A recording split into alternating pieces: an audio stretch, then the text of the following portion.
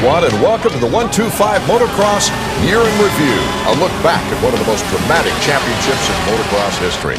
I'm Art Eckman, joined by the hosts of ESPN's race-by-race coverage, Jan Beekes and David Bailey. Jan, for play-by-play action, the 125s always present a lot of tight infighting. And Art, it was last year, but more so this year. We had all kinds of action to call. There was always a battle happening somewhere. But coming into the season, we really didn't know who was going to pick up the places of Emig and Henry, who had left. And we really didn't know who was going to step up to the plate until the very final round. And we ended up with one of the most dramatic finishes, emotional, to see Hughes pushing a bike across the line and going down to really 1 against 1 in the final moto. It was fantastic. Well, it was good, and like Jan said, there was a lot that was kind of in question. Pichon, his first season, a lot like Greg Albertine, no one really knew what to expect. We knew he was fast outdoors. He proved himself indoors, but also Kevin Windham. I mean, this whole class, without Emig and Henry, who had already won titles, really represent the changing of the guard for motocross. I think one interesting factor was we had some veterans like Craig and Swink coming back, as well as Lamson on Hondas coming back, fairly veteran riders, against kids like Ferry, Brown, that were looking to prove themselves. And Windham. And yeah. Windham, Kevin Windham. Proven his speed in Supercross, just didn't have the stamina in outdoors. It's a little bit tougher, longer races, but the kid gets off to a good start in a national. That could be good news. Must be disappointing for a veteran like Swank and Craig not to do very well. I think so, especially once they move back to the 125 class, and then they don't do as well. It's I think, even a little worse. Jan, let's switch back now to the real contenders. It came down to Lamson versus Hughes, and what a classic battle this is, because they're totally different personalities, both on the bike and off the bike. Their riding technique is so different. It was a classic battle, and really I think that we were effectively counting Lamson out at one stage, 61 points down.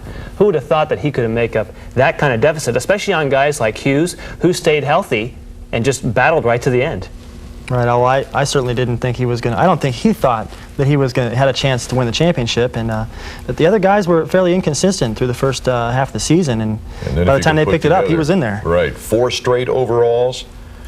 It's pretty dominant. It was tough to compete with that. I mean, I was looking at everybody was very consistent. They had maybe a bad moto here or there or DNF, but pretty consistent and up near the front, top 3. And when you put together back-to-back motos and 4 overall victories, you can't compete with that. Lamson was so steady, and you have to be a steady rider to do that. But he's a quiet guy that nobody knows a lot about because he didn't win any amateur titles to speak of. Loretta Lynn's one time, but he really is void of a championship, and he needed this. This is his 3rd year in Honda. You know, it's very important for guys. The one thing you can never take away, David, as you know, is championships. People forget who wins races, but they never forget who wins championships. Then you got Rhino Hughes, who's, you know, let's ride on the edge all the time, and that makes it exciting for the fans. Well, I think that was a classic battle. The two completely opposites on the motorcycle and off.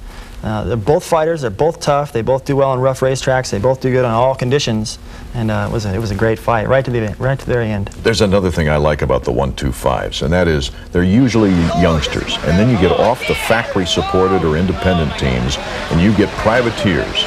And their main objective, beside the love of the sport, is to open the eyes of the factory managers. Hey, give me a shot. Look it, I'm good. And the privateer race, from maybe 6th through 10th, was fantastic this year. That was excellent. And Brian Deegan, Chad Pedersen, Stevenson. Right, a lot of those guys would get good starts and run up in there, and they'd run with those guys for a long time. And when we talked about that, if it's going to play a role in the factory ride for next year, well, if they could continue to stay up there to the very end. But it made things exciting for a while, mixed it up for the Chad Pedersen finally pulling it off, and the privateers, they're the ones that need that extra money. That's true. You know, they gave us some great excitement because they were hanging it out just like Ryan Hughes was, but they really couldn't keep it up for the entire distance. But there were a few guys, David, like you mentioned, took it all the way to the end with great finishes. Your general impression of 1995 before we go to break? Well, for me, I think we found out that the 125, everyone has said, is a lot harder to ride than the 250. And just like a guy like Craig or a Swink can come from 250, it's not guaranteed success. But Lamson he had what he needed to get it done. Well, he had some experience. He was also second last year, and I thought, well, he may be the favorite then. And in the first round, he looked fantastic. He won the first moto with ease, and he talked about he could have gone even faster, but then the DNF and the injury put him out of there, and he had the poise to come back and take it. The drama of the year was virtually losing 3 motos and coming back to win a championship. 5 riders held the points lead throughout the season. Suzuki's Damon Huffman was the front runner for almost the entire first half. We'll have a look at the action when we return. Our 125 motocross year started in Gainesville, Florida. Interesting track for 125s. You don't have all that power to get up some of those hills, but you've got good maneuverability. Well, at 125, you can muscle around a little bit more. 250 is hard to get stopped. You got to be a little bit more careful on the throttle. It's very slick there. All the sand is gone from that racetrack. And you got to keep your momentum in 125, especially the sand below and hard pack up above. Plus, it gets real choppy. When you go from some kind of sand whoop-de-doo rolly stuff like what you'd see later in the season at Southwick to choppy stuff and hard pack. Guy has everything. It's really challenging. In round number 1, it was Steve Lamson in the first moto yawn that just looked so dominant. They said, whoops, there goes the series. Well, he did, but the interesting thing was that Huffman repeated what he did in Supercross. He got the whole shot. And then as the race progressed, Lamson really showed what he had. Now there is, with 125 outdoors, is it possible the Suzuki doesn't quite have the pull that the Honda does? Because it seemed in that sandy soil, once Lamson really got going, he could really pull in on Huffman. Well, he bragged about his bike. He goes, my bike is awesome. And that thing sounded good. I think he was making sound effects of how his bike sounded out there. And possibly. But, well, Robbie Rayner's Kawasaki sounded pretty good in the second one. And of course, I never forget the picture of Steve Lamson in the pits with his head down on the bike as he came in after such a dominating first moto, and then the second moto, a bent wheel. And they had to come in and change it, and he didn't score any points in that moto. That was a case of, landing on top of a jump and just slamming it, knowing that there was a problem, and then really Team Honda came to the rescue. He didn't get back in the points paying positions, but at least they got him back out there. And that was a case of just bad luck, and what a time to have bad luck, David, in the second moto of the year. Right, well, so the track is brutal, and it took its toll on riders in the 250 class as well, and as far as his head down like that, I mean, he's probably thinking that's the title right there. The first race of the season, now I'm going to be playing catch-up the whole year, and that's no fun. Swink and Craig didn't have a good time either. Swink sliding or spinning out, and Craig crashing. Here's 2 veterans that want to get off to a good start in the season. Right, well, Swink won the first moto there last season in the 250 class, and we're thinking, okay, he's the local, he should be the favorite. Moving into the 125 class, he should be able to muscle his way through those guys, and he's pretty disappointing also for Craig. Number 101 for showing what he could do outdoors.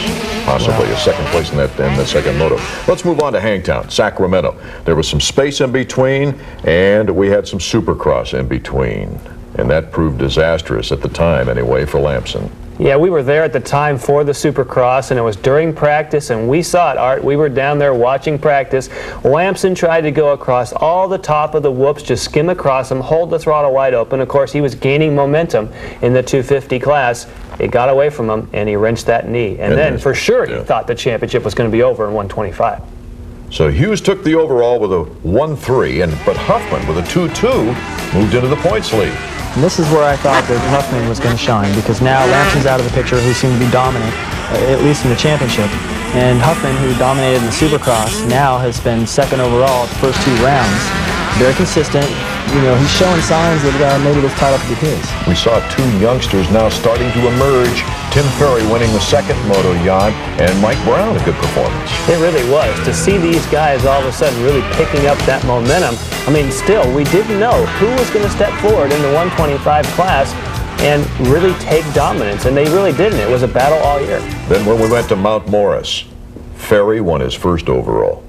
Tim Ferry is an amazing guy. He comes back from injury. He broke his jaw, came back from that in Supercross, came back and then was strong in the outdoors. The guy is amazing. He really put something together. And then, of course, Mike Brown totally eclipsing his 2 teammates, which you would think would be the veterans, Swink and Craig. He came out and just stamped his authority on some of the later rounds too. Got his first moto win, Michel Pichon. Another one. He rode excellent, and I think in the mud he tends to ride a little bit better. He's sort of like Henry that way. And coming from Europe, there's a lot of rain over there, so he was comfortable in that situation. But real disappointing day for Ryan Hughes, crashing in the first corner, having to wait almost an entire lap to get going. And that was his worst finish up the year. It could have been disastrous for Lamson at that point because he was coming back, feeling his way, still had a sore knee, had I think a 3 and a 5, and had a horrendous crash down below near the tree line. Well, I think it shows how tough he is. He knew he had to get out there and ride if he was going to win the championship. I think that he and Team Honda knew that he could do it, but I think all the rest of us, including the other riders, figure he can't. But I think he proved it to everybody that he just had to get out there and ride hurt, which some guys don't do this. No, they don't do it as much anymore as they used to. I remember having to ride hurt almost my whole career. And Hannah did the same thing, Johnson, and a lot of us did, Mike Bell. But I think that Lamson, that was a key moto. That second moto where he fell and he got up and got 5th. I mean, that was a horrible crash, knee injury. He had every reason. There's no way he's going to win the title. He's probably thinking at that time, why not just pull off? But he stayed in there, and it's a good thing. He came back to win because in the next event, Budds Creek, it was Lamson. Well, that began a streak for Lamson, and 4 straight again, overalls. Inconsistencies from the rest of the riders. Huffman was the points leader at the time, had a kind of a lousy day, and also Ryan Hughes again. Yeah, I think Huffman was asleep at the start once. Could be. That, of course, left, The field left him. Think about Mike Brown, though. That left it open for him to come and then score well, finish 2nd overall in that round, and here he was another contender, well alive in the championship. And Ferry doing well again with a moto win. When we come back, we'll have more 125 Motocross Year in Review for you. Welcome back as we review the motocross year for the 125s in 1995. Art Ekman along with David Bailey and Jan Beekes. We go to Southwick, which is round number 5 in the 125 season, and we had 2 different winners come out of it, Ferry and Huffman, but the consistency and coolness of Lamson with a 2-2. It's interesting to me that he's really in desperation mode, Lamson is, because he has to close such a big gap in the championship, yet he comes out being consistent. Now, the consistency of Damon Huffman throughout the beginning part of the season still has him in the points lead. But Southwick is the first time he's won a moto. Everyone's kind of on his case, like, well, you got the points lead, but you haven't won anything. Well, he finally wins the moto. And what I thought was interesting after the race was that everybody was totally exhausted. And Lamson, winning the overalls, is standing there like he could go another moto. And so he just seems to be a little bit... especially after the first moto, when he had to come back from 9th to take a 2nd place. That was an interesting observation. Buchanan now was the next one on the list. Well, it was Lamson all the way. I mean, wire to wire. And it's the first time we've seen Robbie Reynard ride well. 2nd in both motos, and he had to work his way up there. So that was encouraging to see. Yeah, don't you think that was really one of the parts of the year that people, the way that Lamson stamped his authority on the race, people are saying, whoa, maybe this guy can actually close down and he can challenge me in the championship. I think everyone had to really pick up the pace as soon as he started riding that way. Yeah, 2 hole shots, leading every lap and sweeping the thing. Well, I think at that point he wasn't a threat to the title, but they're thinking if he continues to ride like this, that dominant, and like you said, riding conservatively at Southwick and still winning the overall and gaining points, plus everybody else is pretty inconsistent. So as long as you keep winning motos and finishing the top 2 or 3, you're going to close in fast. This would be the last time Damon Huffman led the points battle as we move to Troy, Ohio, and it's another sweep. It's getting boring. No, he's still fighting back. Lamson again. But I think Huffman was still in there strong. He ended up 2nd overall in that round, and he still did have the points lead leaving Troy. It was later that he started running into trouble. I think that Huffman was as consistent as he needed to be, but now as Lamson was stamping his authority, who could match the speed of Lamson? And I think that's when now we start hearing a little more from Ryan Hughes and his style of hanging it out. I think I'm the one who can stay with Lamson. This was really the first time we saw the rivalry that will be so important later on in the season with Hughes getting a 2-2. Mike Brown taking over the points lead, another points leader after this race. I was pretty impressed with his performance, just his consistency, and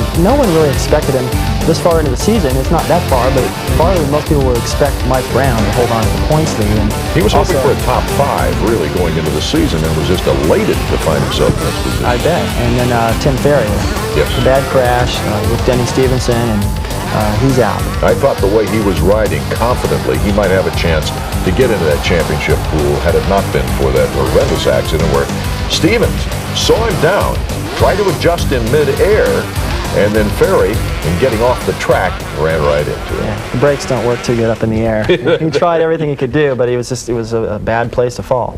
Unadilla came next, the Rock Garden.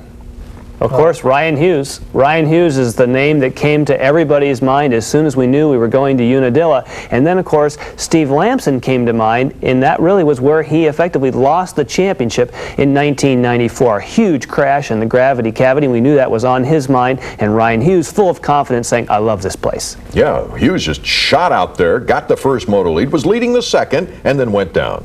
But Lammy was able to be there for the opportunity, and even in the first moto, Lamson coming from behind to move up the ladder. Well, again, for Lamson to have sort of an off day and to win a moto and to end up second overall and only lose a point, that's still pretty scary. I think at that point now, the points are close enough. Every rider's looking over their shoulder going, he's coming quick. Lamson went from 11th to 3rd in that first moto, if I remember correctly.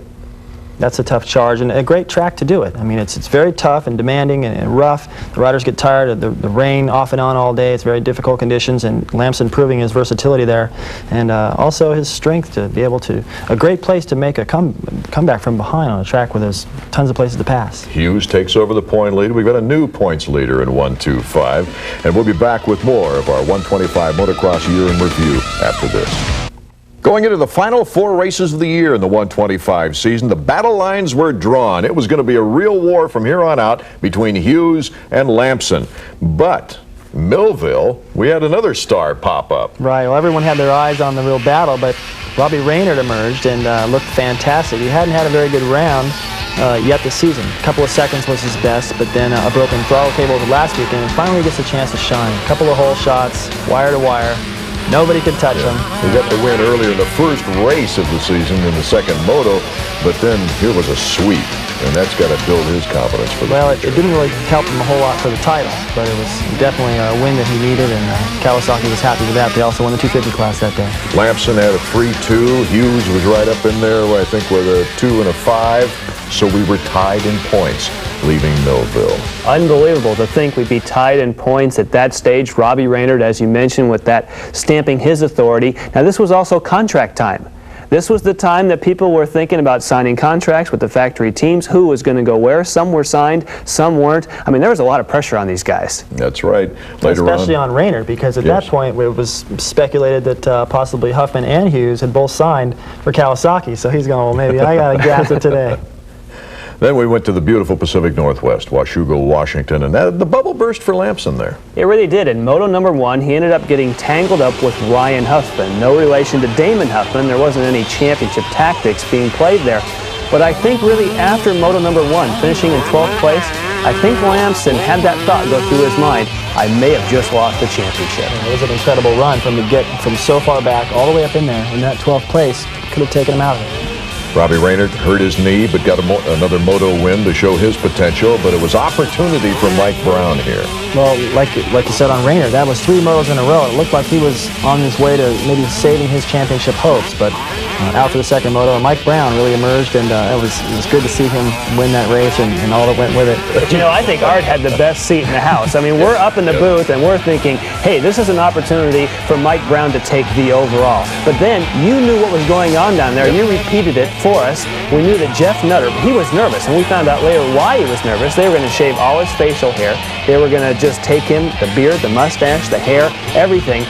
He was nervous, but he was really excited for Mike Brown. He didn't mind losing the hair. No, and so many mechanics came by the tent just to see the operation, because they never seen Nutter without a beard, for that matter. But Hughes, even though it was a 3-4 for Hughes, he established a points lead, his most significant one of 6 points. Right. Well, he had an opportunity to really take advantage of the mishap by Lamson by going out and possibly winning that race, but he went 3-4, and although he picked up the points lead, I'm sure he would like to have a few more. Yes, because we went back to New York then, and Brown, who came off the adulation of his first overall win, goes over the bars in the first race, and here we go. Let's throw the coins up again. Well, that took his title hopes away, and I think Huffman kept his alive, went 2-2 there, and that had to semi-irritate Ryan Hughes, who was going, why did Huffman have to pick today to ride so good? Ruined my chance. He got in between Lamson and Hughes in that respect. Yeah, Lamson's 3rd sweep, and that was a real biggie. It was a real biggie for Lamson. He comes into the final round now, 3 points up. Now, David, does that put the pressure on Hughes, or does that put more pressure when you come in with only a 3-point advantage? Well, it's nice for Lamson to sweep the race before the title, to have that confidence to take to the last race, and also to pick up the points lead. But however, now with the points lead, it's his title to lose. Yes, and he went into Delmont, the last race of the season, for Moto number 1, very tense.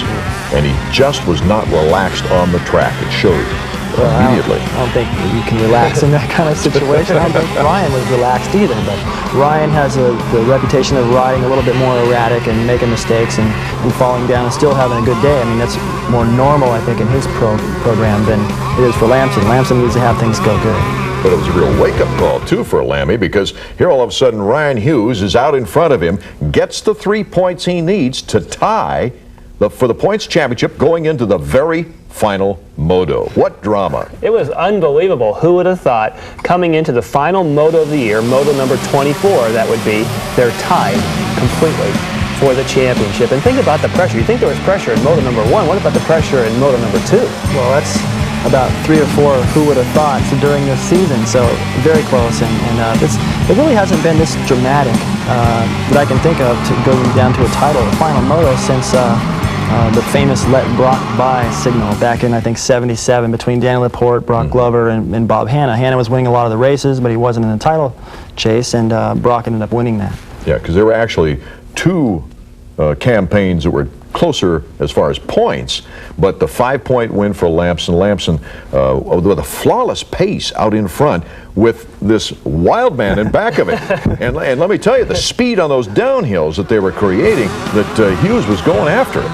Well, he was taking a lot of chances. When you got a guy behind you that's like Hughes, you can't relax, I don't think. I mean, Lamson had enough of a lead to cool it a little, but with Hughes you can't, because he's able to make up 2 or 3, 4 seconds a lap maybe, and he was trying everything he could do, and that's a real saying something for Lamson, because while Hughes is riding like a madman, Lamson's maintaining that same distance, so the pace was very fast. The most vivid picture of the entire season in my mind's eye is the crowd cheering for Lamson as he comes across with a checkered flag, and Hughes, with a broken chain, pushing that bike across the finish line, collapsing after he gets back with the bike on top of him, and the fans absolutely going bananas, some with tears in their eyes. It was one of the most dramatic pictures that we had. It reminded those auto racing fans of Nigel Mansell pushing a Formula One car across the line. I think it was the Dallas Grand Prix. I mean, that shows to me Ryan Hughes, the kind of enthusiasm, the kind of drive that he has. It didn't make a difference in the championship. I guess it might have.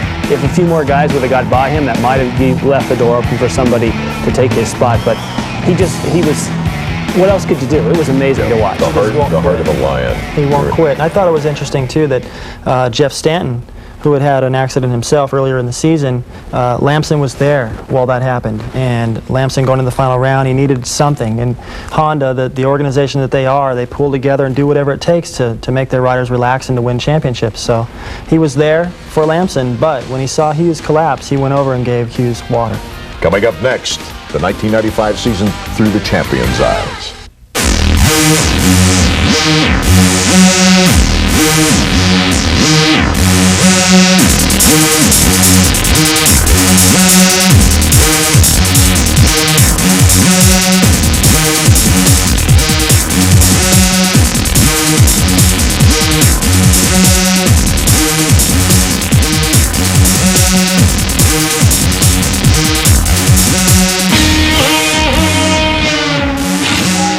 First moto went really well and I won that, and I was really happy about that. And then second moto I got out to a good start and was winning that for the lap, and just exploded the front wheel and rode a few more laps and I had to pull in. And I mean, at that time I was just so bummed out. I mean, I wanted to win that first race and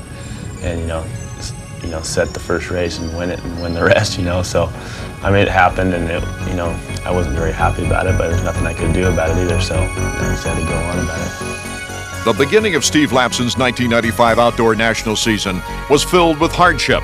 An injured knee at the Dallas Supercross forced him to pass at Sacramento. Basically 2 back-to-back negatives. I mean, I got hurt Dallas the week before, and I mean, that just blew it right there. I was so bummed out about that, and I was just worried about getting back for the third race at Mount Morris, being healthy for that, because I knew it would be close. So, I just had to take it and just try to.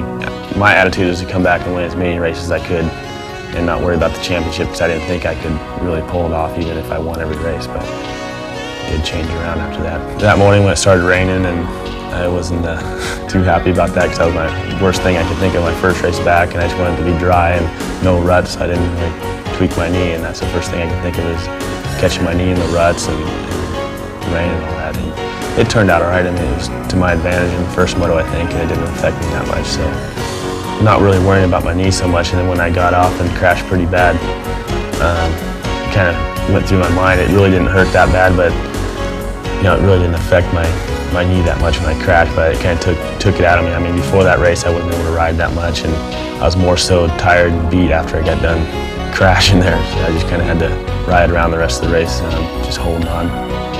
A cautious Lamson finished 3-5 at Mount Morris, but encouragement from Team Honda and inconsistency from the series' top three, Damon Huffman, Ryan Hughes, and Mike Brown, kept Lammy's hopes for at least a shot at the title alive. Yeah, I did. I mean, I've always been a real consistent rider, and I know the 125 class has always been inconsistent, and it seems like guys getting good one moto, bad one moto, and it seemed like Brown stayed pretty consistent, and maybe Huffman was going up and down, and Hughes were going up and down, and also Ferry. And I gained a lot of points with them having one good moto, one bad moto, me having two good motos. So, I mean, it always pays off to be consistent, which I've always been that way. So I think it'll, definitely pay off in the future. Championships aren't born, they are made. Round 4 at Budds Creek was Steve's first healthy race. Strong body, strong mind. The groundwork was ready to be laid. Well, at that point, I still wasn't counting on much. I mean, I went in there and I had a little bit of time between Mount Morris and there to heal up a little bit more and get back on track. And I mean, it paid off there and showed there that I was able to, ride like I have in the past. So I did catch a lot of points up there, and a lot of guys were starting to get inconsistent by then. And I was just kind of open-minded by then. I mean, I knew I caught up a lot, but I just figured it could happen. Next stop, Southwick, Massachusetts. A physical and demanding track, a sandy, dry surface. Experience and conditioning usually dictate the podium finishes. I've always been pretty good in the sand because I raced up in Marysville, up north. I mean, every weekend when I was growing up in the sand, so I had a lot of experience in it, and I liked it a lot. I mean, it shows who's in shape, who's not in shape. And it was a good race for me. I mean, I got the overall with a 2-2, but I didn't want to go 2-2. But bad starts, and Huffman rode pretty good there. So, I just was glad to win. I mean, I ride the sand really well, and I got pretty decent start second moto and battled with Huffman the whole way, and that was a pretty good race there, and I think I took a lot out of me. First moto, trying to catch up through the pack, I kind of was a little bit burnt second moto, so I kind of backed it down and just took second, and which might pay off, I mean, it did pay off. I mean, doing that, and sometimes you think, oh, you can't get second, you gotta win, but if I would have threw it away or something like that, I'd be, wondering at the end of the year, oh, if I'd have been a little bit smarter at that time, it wouldn't have happened,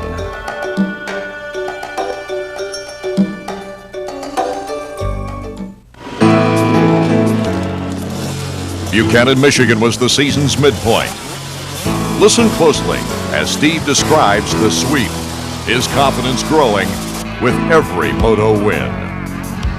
It was easy as it looked. I mean, when everything goes good, I mean, I came off the track, both motos, not even really breathing hard, so, I mean, I rode really good there. I came from, maybe fourth the first moto, and I pretty much whole shot the second moto, but I rode really well. I mean, I was strong the whole time. I was 100% healthy, and kind of hanging back at Stanton's house, and that kind of helped a lot too, hanging out with him and doing a little bit of training back there. But I mean, it was great for there. I mean, when everything goes good, I mean, it doesn't even feel like you really have to try that hard. Some races when things aren't going that good, and I get 5th or 10th or something like that, and I come off and just hating life, and it's when you're in front, everything's flowing good. I mean, it's that much easier on yourself. You just feel it come off, and you just feel like you still have the energy to go ride more. Usually you don't do that. Outside elements always come into play during an outdoor national campaign. Round 7 in Troy, Ohio saw record high temperatures. Still, Lammy's talking the talk and walking the walk. Well, Friday when we rode there, it was bad, and it kind of cooled off a little bit, and we got a little bit of rain, but it still was pretty hot there, and I figured it's to my advantage if anything is. And that race was good for me. I mean, I won both motos there again, so I was pretty, same thing, I came off and I was feeling good, you know, after the motos. And I just felt strong. I pretty much, you know, smoked everybody both motos, and just like the week before. At that time, I knew I had a shot at it because, I mean, at that time, I gained a lot of points, you know, between those two races there. So I was thinking a little different then. Unadilla is always a tough test. Lamson's painful loss here the previous year handed the championship to his teammate Doug Henry. The confidence from 4 straight moto wins, all but gone from Steve's voice. Yeah, it was. I just, when I thought that, I'd go, oh, I'll make it through the first lap here and don't crash the gravity cavity and everything will be fine. And first moto wasn't that great. I got third, and that's the first third I had in a while, and I wasn't, at that time after winning 4 motos, I was like, third? That's horrible, you know? I mean, which it's not, but it felt horrible to me doing that. And that track always has been a little bit not my track to ride, and I rode the best I could there. And second moto, I rode a little bit better, and we got the downpour there. It was pretty muddy, but it went my way. I always prefer it not to rain and just be a dry, good race, you know, make it for better racing. But, you know, I can ride when it comes to the mud and stuff. I can ride okay in that. I don't mind it, but it's like some tracks you feel a little more comfortable than other tracks, and I just don't feel as comfortable on the Unadilla track. Well, I know Unadilla usually isn't the track that I usually do well on, and I just kind of, after the last year there, 94, throwing it away and not doing so hot there, I wasn't happy getting third first moto, but then winning the second moto was okay doing that. So I was just happy to get out there, be out of there, getting, you know, decent points, and, you know, not throwing it away like I did last year. Enter Robbie Raynard, the youngster from Oklahoma who has suffered one injury after another since turning pro. He rode Millville like there was no tomorrow and was rewarded with the overall win. Yeah, Robbie, when he first got signed up, I think everyone expected him to pretty much go out and win every race, and I think he had a lot of pressure on himself for that. And he's been hurt a lot and had a lot of ups and downs. I mean, when the guy's on, he has good starts. I mean, he's very hard to beat like he was at Millville. I mean, won both motos, and I mean, I rode pretty hard and I couldn't really catch him. So, I mean, he's been on and off. I mean, he has good moto, bad moto, and so. But that weekend he was on at Millville there. You can go out and ride as hard as you can and try to win every moto, but you're going to be getting off and crashing and hurting yourself and not getting points. So, I mean, I learned a lot last year. I mean, doing that. I mean, you got to be smart when it comes down to it, and you got to throw it away and lose everything. I mean, you got to be smart and use your head in that situation. 3 rounds remaining. Washougal is where Steve would finally catch the inconsistent group at the top. Ironically, it was Orion and Huffman, but not what you're thinking, who would delegate a 12th place finish for Lamson. At that time, I mean, it was on the first lap, and I didn't get that great of a start. I figured out I'm gonna just get through the first lap and just try to catch everyone. But I don't remember who. I think it was Ryan Huffman. Got out of control down the downhill and pretty much took me out. And that time I just wanted to, I don't know, I was so mad I wanted to fight, you know, and I thought, oh man, I better get back up and get going, you know. So I, you know, gathered myself up, and I was so far behind, and Washougal's a bad track to be coming from behind. It seems like everyone goes pretty fast there. It's such a fast track and, you know, hard to catch up. So I was lucky just to get up, I think I think I got 12th that moto, and at least I had some points. But at that time I started thinking a little bit negative that there goes the championship points again. You know, I caught up and now I'm losing them again. So, but I just kind of had to gather myself up and go out in Moto 2, and I did a lot better there. Drawing attention all season long was number 26, Mike Brown. Lamson would recover with a 2nd place finish in the following moto, but Brown would steal the spotlight with his first ever outdoor national win and the overall victory at Washougal. Well, he's been the next consistent guy I consider in the 125 class, because he has not had any bad motos. He's been right there 2, 3, 4, you know, and I mean, he had it coming to him. I mean, he's been there every week, and this is the best year he's had, and he's been riding really well. So, I mean, that was good for him. I mean, I wish I was up there winning, but the 12-2, you can't be getting the overall with that. So, at least a Honda did it. Binghamton and Delmont were the final 2 stops.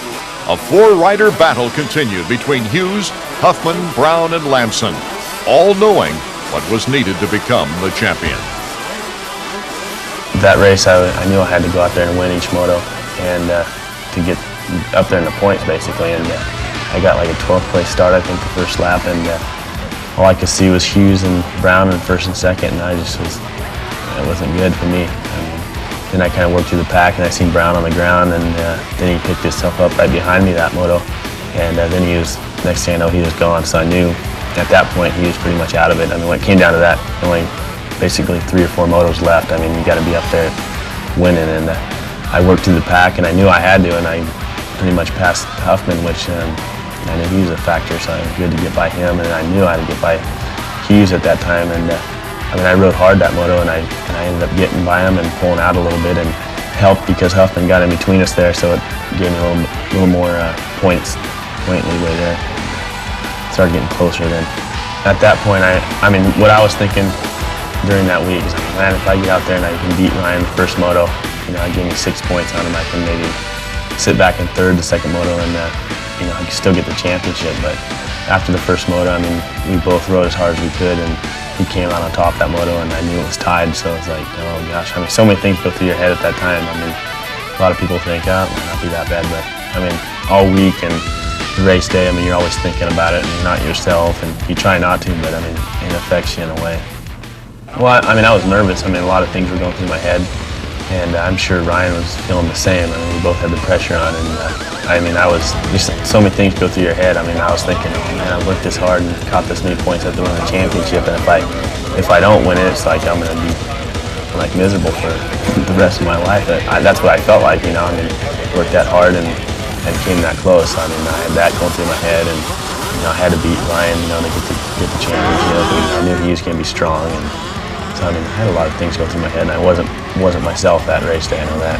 That topped it all off. I mean, after that, I was so mad at myself for letting myself get second that moto, which wasn't that bad, but I mean, it tied us up in points, and whoever won the next moto would get it. So, lined up for that race, I mean, we lined up side by side, and it's like a lot of tension going on there before the moto, and I figured whoever's gonna get the whole shot's gonna win, and I did get the whole shot, and he was close behind, 4 or 5 seconds whole moto, and I mean, that's the best moto I think I've raced that I've ridden, all year, or in my lifetime, I think, under pressure and not making any mistakes. I mean, that whole moto, I'm thinking, oh, he's gonna make a mistake. I'm gonna get a little bit of a break, to relax a little bit, but it never happened, and I think, Ryan was probably thinking that, the same on my part, he's gonna make a mistake, I'm gonna, get up there and pass him. So when I crossed the finish line, I mean, it was the biggest relief of my life. I mean, just racing 35 minutes, the toughest race of my life right there.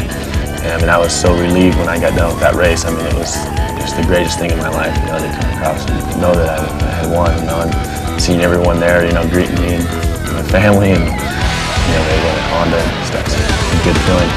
I looked back, and when I crossed the finish line, I didn't see him, so I knew something happened in the last little section there. And I mean, I felt bad for him. I mean, here we are just battling it out the whole time. I mean, how it was, if it wouldn't have happened, I'd have still won a championship, or won the moto and won a championship. But just to happen, 100 yards from the finish line, he's got to push his bike up the hill. I mean, he's probably ready to die when it ended. I mean, I know what it takes to just ride a moto like that, and push your bike. Most guys, I think, would have dropped their bike and threw a little tantrum, but I got to give him credit. I mean, he pushed his bike up, and he got third.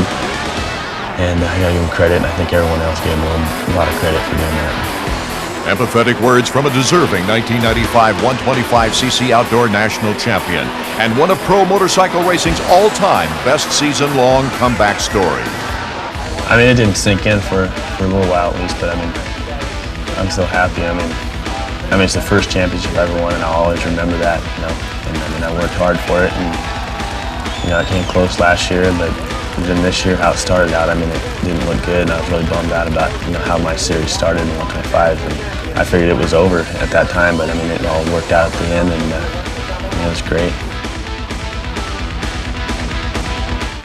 Well, I'm the youngest of the 3. I have a older brother, older sister, and I pretty much schoolboy and did my schoolwork and raced BMX bicycles for a while, and until I got into motorcycles. And there. Yeah, he, my mom and my dad, I mean, loved the sport, and they went with me everywhere and did whatever they had to do to take me racing, and you know, I owe it to them. I mean, they did a lot.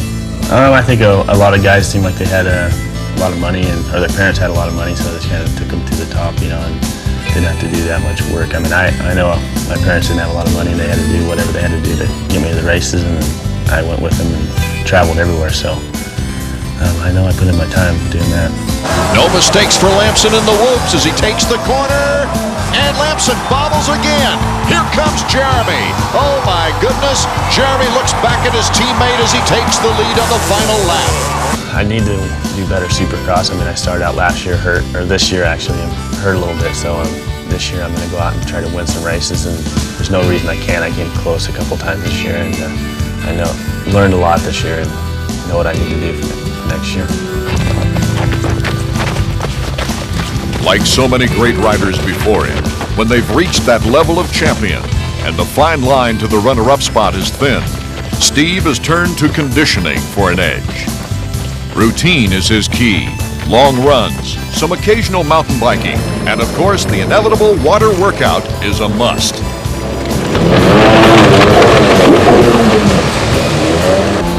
Scurfing throws a little excitement into the mix, and there's always time for a good wrestle with his golden retriever Otis.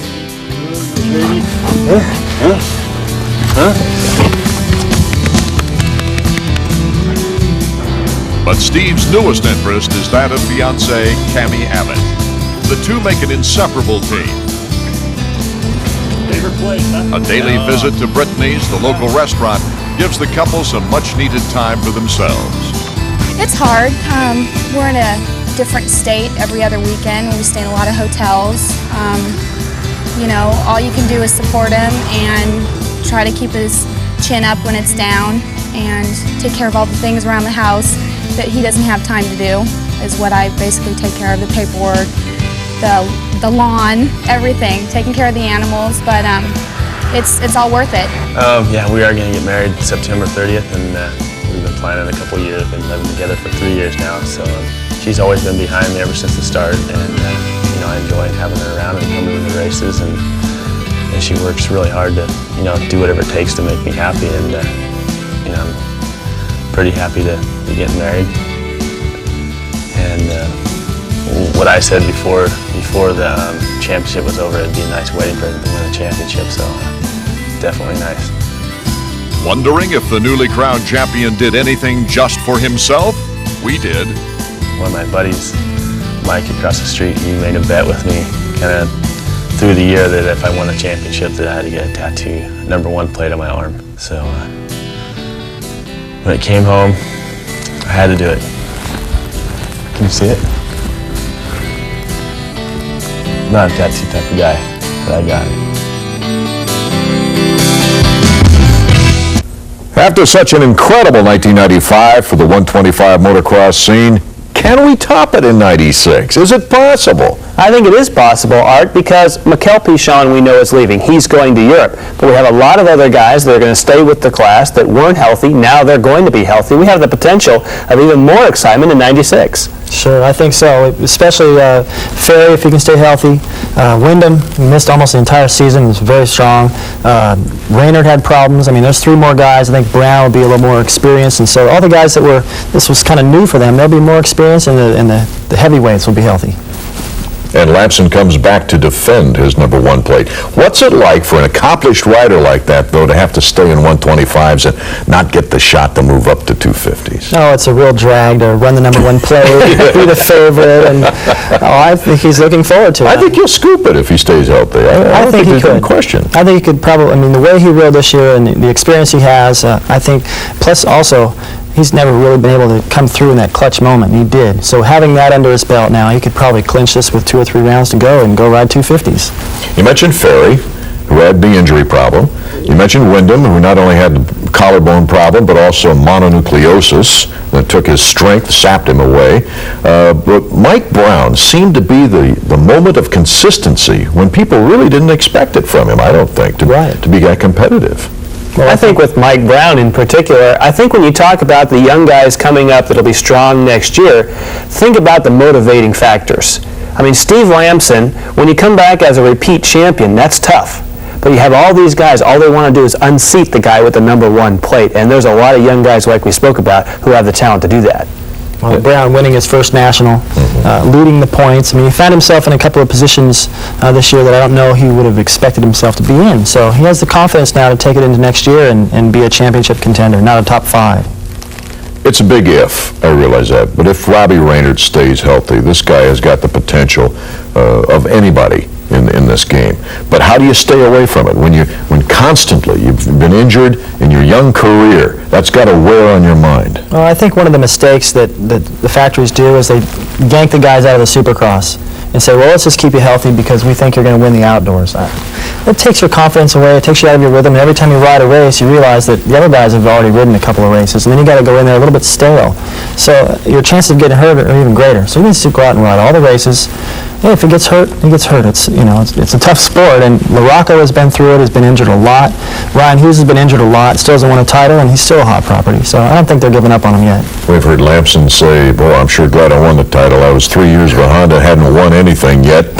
It came at the right time for a new contract, John. It really did. I don't think that he'll come right out and say that he had to win the championship to keep his contract. However, the pressure was there. He knew that if he did win the championship, he'd guarantee a contract, and now he has one. 95 is over, but I can hardly wait for 96 to start. Art Ekman, David Bailey, Jan Vikas, thanks for being with us, and we'll see you next year.